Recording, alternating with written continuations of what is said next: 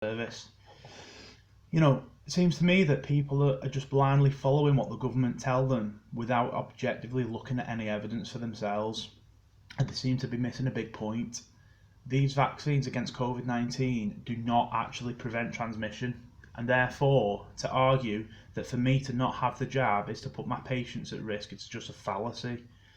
Like many others, I've worked throughout this whole pandemic face to face in confined spaces with many people seriously unwell with COVID-19, and I had no vaccine, and particularly early on I had inadequate PPE. Yet I still did this day in, day out, whilst many people were too scared to even leave their house. So to have a career politician in a suit now telling me that I don't care about the safety of my patients is quite frankly offensive. For me, consent to any medical intervention is the absolute cornerstone to healthcare in the West and many other developed nations, but I feel that it's critical that this principle is afforded to staff as well as patients. Why wouldn't it be? I do not accept mandated medical interventions for my patients, and therefore by extension I do not accept mandated medical interventions for myself. As an adult, it's up to me to assess my risk of having a medical intervention versus not having it.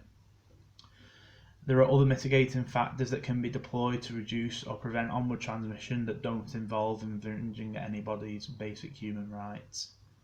Now, whilst over 90% of NHS staff have received their first COVID jab, there are around 126,000 who are not fully vaccinated and around 90,000 who've had no jab at all.